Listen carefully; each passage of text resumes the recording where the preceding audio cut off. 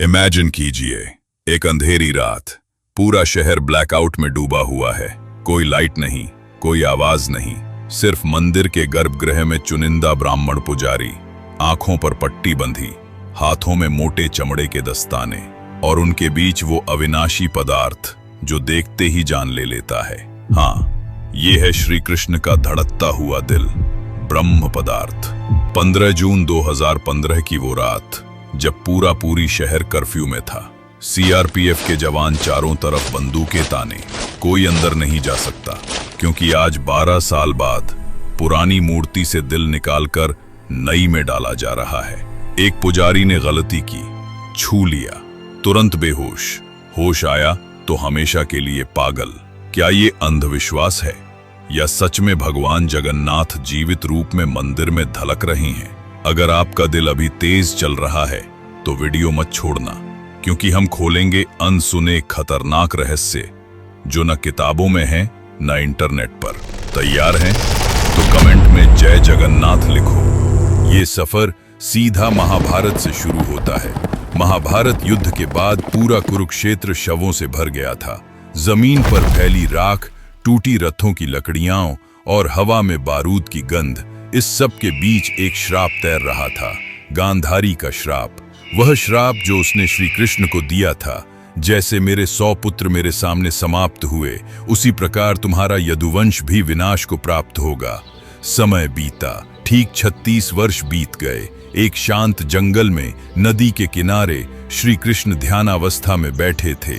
यह एक साधारण दिन था और एक साधारण सा शिकारी जरा हिरण की तलाश में घूम रहा था। घास की झाड़ियों में पैरों की हल्की हरकत हुई। उसने समझा कि वहां कोई जानवर है। उसने तीर चढ़ाया और बिना सोचे चला दिया। तीर जाकर कृष्ण के पैर में लगा। कृष्ण ने कोई क्रोध प्रकट नहीं किया, उन्होंने दर्द नहीं दिखाया, वे केवल मुस्कुराए और उस शिकारी की ओर देखकर बोले, पिछले जन्म में तुम वानर राज बाली थे, मैंने राम के रूप में तुम्हें धोखे से मारा था। आज कर्म पूरा हुआ। उनका शरीर धीरे धीरे शिथिल हो गया, प्राण निकल गए। पांडवों ने जब यह सुना, वे उनके शरीर को अंतिम संस्कार के लिए ले गए। लकड़ियां जलाई गईं, चिता प्रज्वलित हुई, सब कुछ पंच तत्व में विलीन। आग बढ़ती गई, लेकिन वह हृदय राख में नहीं बदला, वह भस्म नहीं हुआ। उल्टा वह धड़कता रहा, जैसे किसी अदृश्य ऊर्जा से भरा हुआ हो। वह अपने भीतर से प्रकाश निकाल रहा था, जैसे किसी जीवित यंत्र की नाड़ी चल रही हो, जैसे कोई न्यूक्लियर रिएक्टर जिसमें अनंत ऊर्जा जमा हो। अर्जुन ने सावधानी से उस धड़कते हुए हृदय को लकड़ी के तख्ते पर रखा और नदी के जल को समर्पित कर दिया। यह हृदय समुद्र की लहरों पर तैरता रहा, महीनों तक, तूफानों में, लहरों में, चुपचाप अपनी दिशा खोजता हुआ। और फिर वह उड़ीसा के तट पर आ लगा। वहां सब्रा नाम की जनजाति रहती थी। उनके मुखिया विश्ववसु ने पहली बार उस दिव्य वस्तु को देखा।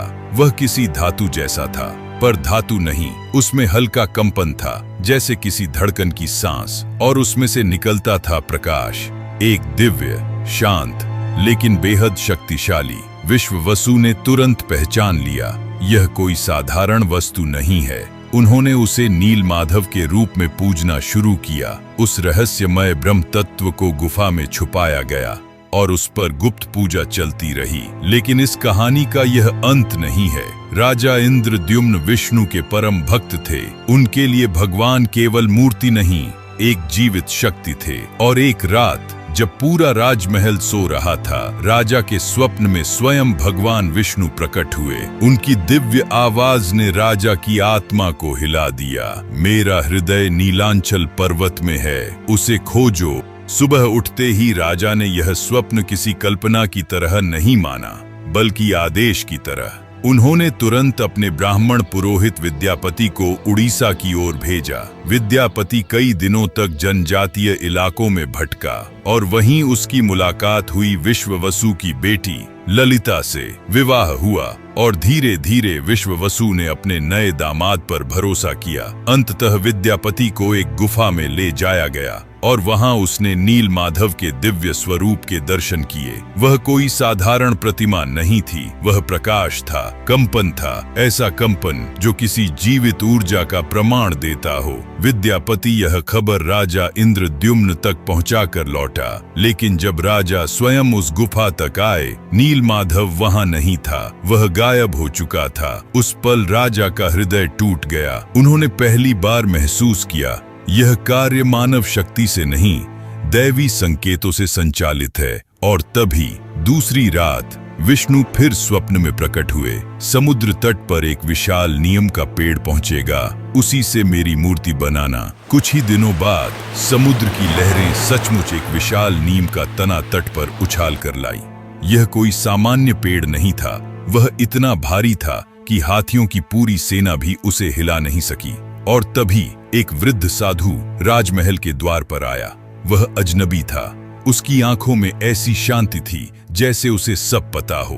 उसने कहा, मैं इन लकड़ियों से देव मूर्तियां बना सकता हूँ 21 दिनों में, लेकिन एक शर्त है, इस दरवाजे को कोई नहीं खोलेगा। राजा ने उसकी शर्त स्वीकार की। कक्ष बंद हुआ और भीतर से छेनी व हथौड़ी की आवाजें गूंजने लगीं। लेकिन 15वें दिन अचानक सन्नाटा हुआ, कोई आवाज नहीं। रानी गुंडीचा घबरा गईं। उन्हें लगा शायद वह वृद्ध भूख प्यास से मर गया। चिंता में उन्होंने राजा को दरवाजा खोलने के लिए कहा। राजा ने मना किया, लेकिन दबाव बढ़ा और अंततः दरवाजा खोल दिया गया। कमरे में न तो कोई साधु था, न कोई स्वर। वहां केवल 3 मूर्तियां थीं, लेकिन अधूरी। जगन्नाथ बिना हाथों और पैरों के, बलभद्र अधूरे अंग, सुभद्रा बिना पूर्ण रूप के। और फिर उसी क्षण एक और चमत्कार हुआ। इन मूर्तियों के भीतर से हल्की धड़कन की आवाज आ रही थी, जैसे कोई दिल सच में इन मृत लकड़ियों के भीतर धड़क रहा हो। और एक दिव्य स्वर गूंजा। इसी क्षण से वह परंपरा जन्मी, जिसे आज दुनिया नवक्लेबर के नाम से जानती है। हर 12 से 19 वर्षों में जब भगवान का शरीर बदलता है और वह ब्रह्म पदार्थ श्री कृष्ण का हृदय पुरानी मूर्ति से निकालकर नई मूर्ति में स्थापित किया जाता है। लेकिन यह प्रक्रिया अंधेरे में होती है, क्योंकि भक्तों का मानना है, और कई घटनाएं इसकी पुष्टि करती हैं, कि प्रकाश में यह पदार्थ सक्रिय हो जाता है, चक्र की तरह घूमता है, कंपन पैदा करता है और मनुष्य की जान ले सकता है। 2015 की रात ठीक 12 बजे पूरा शहर काला कर दिया गया था। पुरी की हर गली में बिजली काट दी गई। सिर्फ एक जगह रोशनी का नाम नहीं, मंदिर का गर्भगृह। उस रात सिर्फ कुछ चुनिंदा ब्राह्मण अंदर ले जाए गए। उनकी आंखों पर पट्टी बांधी गई, हाथों में मोटे दस्ताने पहनाए गए, ताकि वे न तो देख सकें और न महसूस कर सकें ब्रह्म तत्व कैसा है। इसीलिए कई शोधकर्ता कहते हैं, यह कोई साधारण अंग नहीं। प्रवीण मोहन जैसे इतिहासविद इसका एनालिसिस करते हुए कहते हैं, अगर यह सच है तो यह किसी एंशिएंट आर्क रिएक्टर जैसा है। लकड़ी इसलिए ताकि ऊर्जा कंडक्ट न करे। 1970 के दशक में एक व्यक्ति ने दावा किया कि उसने यह पदार्थ देखा। उसने कहा, यह चांदी जैसा तरल था और रोशनी पड़ते ही घूमने लगा। लेकिन यह तो बस गर्भगृह के अंदर की कहानी है। चलते हैं मंदिर के मुख्य द्वार की ओर, जहां 22 सीढ़ियां हैं, और इनमें से तीसरी सीढ़ी पर पैर रखना मौत को बुलाना माना जाता है, क्योंकि तीसरी सीढ़ी सिर्फ पत्थर नहीं, यमराज का द्वार है। क्यों? इसकी कहानी यमराज से शुरू होती है। कहते हैं, एक बार यमराज खुद जगन्नाथ के पास आए थे और उन्होंने भगवान से शिकायत की, प्रभु, जब भी कोई आपके दर्शन करता है उसके सारे पाप मिट जाते हैं, तब मेरे लोक में कौन आएगा? फिर न्याय की व्यवस्था कैसे चलेगी? भगवान मुस्कुराए और बोले, ठीक है, तब तुम इस मंदिर की एक सीढ़ी पर बैठ जाओ। जिस सीढ़ी पर पैर पड़ेगा उसका पुण्य शून्य हो जाएगा और वह तुम्हारे लोक के लिए पात्र रहेगा। और वही सीढ़ी बनी तीसरी सीढ़ी। उस दिन से नियम घोषित हुआ, तीसरी सीढ़ी पर पैर रखना यानी पुण्य का खात्मा। कई बार जब नई नई व्यवस्था लागू नहीं होती थी, भक्त अनजाने में तीसरी सीढ़ी पर पैर रख देते थे और फिर वही भक्त उसी शाम किसी न किसी दुर्घटना का शिकार होते थे। मंदिर के पुराने सेवायत आज भी एक घटना बताते हैं। 1950 के दशक में एक धनवान व्यापारी पहली बार दर्शन को आया। लोगों ने चेतावनी दी, तीसरी सीढ़ी पर मत रखना, पर वो हंसा। भगवान पाप पुण्य थोड़े गिनते हैं। वो तीसरी सीढ़ी पर चढ़ा, दर्शन किया, मंदिर से निकला। शाम को वापस जाते समय पुरी के बाजार में उसकी बैलगाड़ी उल्टी पड़ी मिली। व्यापारी की गर्दन टूटी हुई। लोगों ने कहा कोई दुर्घटना नहीं थी, ना बैल डरे, ना पहियों में कोई खराबी थी, बस गाड़ी अपने आप पलट गई। मंदिर के पुजारी आज भी कहते हैं वो तीसरी सीढ़ी थी। इसलिए आज तक भक्त पहले 2 सीढ़ियां सामान्य कदमों से चढ़ते हैं और तीसरी पर आते ही ठहरते हैं, झुकते हैं, माथा लगाते हैं, फिर चौथी से आगे बढ़ते हैं, क्योंकि यहाँ यमराज का निवास है। गर्भगृह से बाहर निकलते ही एक ऐसी जगह आती है जहाँ रोज 2 लाख लोगों का पेट भरता है। ये है जगन्नाथ की रसोई, दुनिया की सबसे बड़ी ओपन एयर किचन। हर सुबह 4 बजे से 500 कुक चूल्हों पर जुटते हैं। सैकड़ों क्विंटल चावल, दाल, सब्जी, घी सिर्फ लकड़ी के चूल्हे पर। कोई गैस नहीं, कोई इलेक्ट्रिक नहीं। लेकिन असली रहस्य ये है कि 7 मिट्टी के बर्तन एक के ऊपर एक स्टैक में रखे जाते हैं। नीचे की आंच सबसे तेज होती है, फिर भी सबसे ऊपर वाला बर्तन पहले पकता है। सन 2018 में नासा के कुछ वैज्ञानिक जगन्नाथपुरी आए थे। वो उसी रहस्यमयी रसोई को समझना चाहते थे जहां हर दिन हजारों लोगों का भोजन बनता है और फिर भी न कभी कम पड़ता है, न कभी ज्यादा। उन्होंने रसोई में थर्मल कैमरे लगाए। मकसद था ये जानना कि जब 7 मिट्टी के बर्तन एक के ऊपर एक रखे जाते हैं तो ऊपर वाला बर्तन पहले कैसे पक जाता है। विज्ञान कहता है नीचे की आंच से सबसे नीचे वाला बर्तन पहले पकना चाहिए, पर कैमरे में जो दिखाई दिया वो इसके बिल्कुल उल्टा था। ऊपर वाले बर्तन का भोजन पहले पक रहा था। नासा टीम की रिपोर्ट में केवल 3 शब्द लिखे थे, यहाँ भौतिकी के नियम टूटते हैं। लेकिन जब पुजारियों को ये दिखाया गया तो उन्होंने बस हल्की सी मुस्कान दी और कहा, ये विज्ञान नहीं, ये माँ लक्ष्मी की लीला है। कहा जाता है कि रात जब पूरा शहर सो जाता है और रसोई खाली होती है, तभी एक स्त्री रसोई के आसपास घूमती है। वो किसी से बात नहीं करती, पर रसोइयों के मन में अगले दिन का एग्जैक्ट आंकड़ा डाल देती है। आज इतने क्विंटल चावल, इतनी दाल, इतने लोगों को प्रसाद, और सुबह बिल्कुल उतने ही लोगों के लिए प्रसाद ठीक उतनी ही मात्रा में बनता है, न कभी कम न कभी ज्यादा। 1940 में एक ब्रिटिश डॉक्टर ने इस रसोई के बर्तनों और भोजन के नमूनों को माइक्रोस्कोप में देखा था। रिपोर्ट में लिखा, एक भी बैक्टीरिया नहीं। सोचिए, इतनी बड़ी रसोई, सैकड़ों रसोइयां, लकड़ी की आग, खुला वातावरण, फिर भी ना बदबू, ना कीड़े, ना सड़न। लोग कहते हैं ये सिर्फ रसोई नहीं, ये लीला का स्थान है। 18वीं सदी, मराठा जनरल रघुजी भोंसले, उसने सुना जगन्नाथ की रसोई में कभी प्रसाद कम नहीं पड़ता। वो हंस पड़ा। अंधविश्वास है। रात को सब सो गए, वो चुपके से रसोई में गया। 7 बर्तन उलट पुलट कर दिए, ऊपर वाले को नीचे, नीचे वाले को ऊपर। सुबह जब प्रसाद बना, ऊपर वाला बर्तन ही सबसे पहले पका। वो दंग रह गया। वो रसोई के बीच में बैठ गया, घुटने जमीन पर टिक गए। मंदिर के शिखर पर स्थापित है। नील चक्र 8 धातुओं से बना, वजन कई टन, ऊंचाई 36 फीट। लेकिन असली रहस्य वजन या ऊंचाई नहीं है, उसका व्यवहार है। क्योंकि पुरी में कहा जाता है जगन्नाथ का चक्र किसी एक दिशा में नहीं देखता, वो जिस जगह खड़े हो उसी दिशा में दिखाई देता है। लाखों भक्त इसे महसूस कर चुके हैं। आप जहां से भी मंदिर को देखो, नील चक्र आपकी तरफ ही देख रहा लगता है। इसे समझने के लिए 2019 में एक टीम ने ड्रोन से 360 डिग्री एंगल में फिल्मिंग की। ड्रोन ने पूरा मंदिर घूमकर रिकॉर्ड किया और रिकॉर्ड में वही मिला, हर फ्रेम में चक्र सामने। वैज्ञानिकों ने सोचा शायद ऑप्टिकल इल्यूजन है, लेकिन जब उन्होंने एंगल्स मेजर किए तो 360 डिग्री के हर शॉट में फोकस पॉइंट ऑब्जर्वर की ओर था, यानी चक्र ऑब्जर्वर का पीछा कर रहा है। कुछ लोग कहते हैं इस चक्र में सूक्ष्म चुंबकीय अलाइनमेंट है जो आंखों की दिशा के साथ सिंक हो जाता है। कुछ विद्वान कहते हैं ये प्राचीन वास्तु गणना का अद्भुत करिश्मा है, पर स्थानीय पुजारी बस मुस्कुरा कर कहते हैं नील चक्र में स्वयं कृष्ण का वास है। वो तुम्हें देख नहीं रहा, वो तुम्हारे भीतर तक देख रहा है। और चक्र से जुड़ी एक और अनकही बात बहुत कम लोग जानते हैं। जब पुरी में प्रलय आएगा, कलयुग अंत की ओर होगा, देवताओं की कृपा हट जाएगी, तो सबसे पहले यही नील चक्र डगमगाएगा और उसी के बाद समुद्र उठेगा और पूरा मंदिर जल में विलीन हो जाएगा।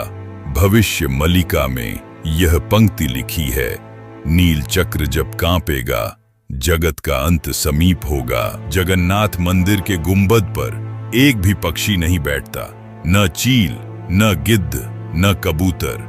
सदियों बीत गए, परंतु नील चक्र पर किसी पक्षी की मौजूदगी का कोई प्रमाण नहीं। और यह सिर्फ पक्षी तक सीमित नहीं, आकाश भी इस मंदिर के ऊपर मौन हो जाता है। पुरी का हवाई अड्डा केवल 5 किलोमीटर दूर है, फिर भी पायलट इस क्षेत्र से दूरी बनाते हैं, क्योंकि जैसे ही विमान उस दिशा में जाता है, यंत्र दिशाएं बदल देते हैं, मानो कोई अनदेखी शक्ति मार्ग को मोड़ रही हो। पर असली झटका तो 2020 में लगा, जब पहली बार चील, बाज, गिद्ध और मांसाहारी पक्षी मंदिर के गुंबद पर बैठे देखे गए। हर कोई सहम गया, और यही वह क्षण था जिससे भविष्य मालिका की पंक्तियां सच लगने लगीं। क्योंकि भविष्य मालिका में लिखा है, जब पक्षी नीलचक्र के समीप बैठने लगे, समझ लेना कलयुग के अंतिम चरण का आरंभ हो चुका है। मंदिर के शिखर पर लाल पीला झंडा, हर सुबह ठीक 5 बजे यह बदला जाता है। यह कोई साधारण झंडा बदलना नहीं है, क्योंकि यह कार्य पृथ्वी पर किसी भी धर्मस्थल में ऐसे नहीं होता। सवाल सोचिए, 400 साल पहले 45 मीटर ऊंचाई वाली उस दीवार पर बिना सीढ़ी, बिना रस्सी, बिना हार्नेस कौन चढ़ सकता था? पर जगन्नाथ मंदिर के दासियों के वंशज आज भी चढ़ते हैं। दुनिया देखने आती है, पर असली रहस्य यह नहीं है। असली रहस्य है इस झंडे का व्यवहार। क्योंकि हवा किसी भी दिशा से चले, झंडा हमेशा उसके उलट दिशा में ही लहराता है। वैज्ञानिकों ने 2012 में विंड मीटर लगाए थे। हवा दाईं ओर से चल रही थी, झंडा बाईं ओर गया, झंडा बाईं ओर गया, हवा बाईं ओर से, झंडा दाईं ओर, मानो उसे हवा नहीं, कोई अदृश्य हाथ हिलाता हो। और इस झंडे का नियम कठोर है, एक दिन भी झंडा न बदला जाए तो मंदिर 18 वर्षों के लिए बंद। और यह नियम सिर्फ पौराणिक नहीं, घटना प्रमाणित हुई है। सन 1733 में एक बार झंडा बदलने में देरी हुई, मंदिर बंद। 18 वर्ष। 1800 में अंग्रेजों ने कहा यह अंधविश्वास है। उन्होंने झंडा परिवर्तन रोकने की कोशिश की। अगली सुबह कलेक्टर की बेटी गायब। 3 दिन बाद मिली मंदिर के पूर्वी द्वार के पास, अधमरी, विक्षिप्त, आंखें डरी हुई। अंग्रेज घुटने पर बैठ गए, माफी मांगी, अनुमति दी और झंडा वापस बदला गया। लेकिन दिल दहलाने वाली बात यह है, ये पूरी घटना भी भविष्य मालिका में लिखी थी, सैकड़ों वर्ष पहले ही। आचार्य अच्युतानंद ने 16वीं सदी में ओडिया में कविता लिखी थी, पर वह कविता नहीं, भविष्य का दर्पण थी। हर पंक्ति में छुपा हुआ कलयुग का सत्य। और सबसे डरावनी बात, उनकी लिखी पंक्तियां एक एक करके सच हो चुकी हैं। उन्होंने लिखा था, बड़ा रोग आएगा, लोग घरों में कैद होंगे।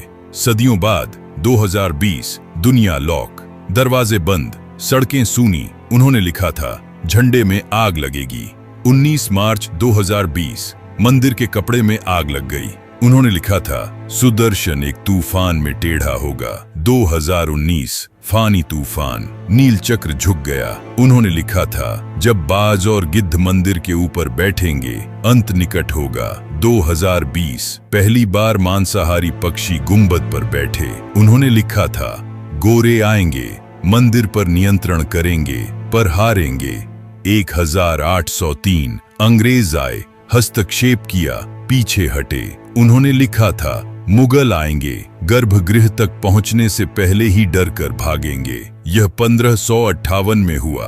कला पहाड़ भागा, पूरी सेना भय से पिघली और बीते वर्षों में एक और भविष्यवाणी भी सच हुई। जब प्राचीन पेड़ गिरेगा, महामारी आएगी। 2019, 500 वर्ष पुराना कल्प वृक्ष गिरा और अगले वर्ष महामारी। अब सवाल यह है, अगर इतने संकेत सच हो चुके हैं तो बाकी अभी भी लिखा है। 3 रथ यात्राएं एक साथ रुकेंगी, नदियां उल्टी दिशा में बहेंगी, ब्रह्म पदार्थ मंदिर से गायब होगा और अंत में कल्कि आएंगे और मंदिर समुद्र में समा जाएगा। भविष्य मालिका की पंक्तियां अभी भी हवा में गूंज रही हैं और अब हम उस काली रात में उतरते हैं जब मुगल साम्राज्य का सबसे क्रूर जनरल पुरी की ओर बढ़ रहा था। साल 1558। कला पहाड़ नाम सुनते ही लोग कांपते थे।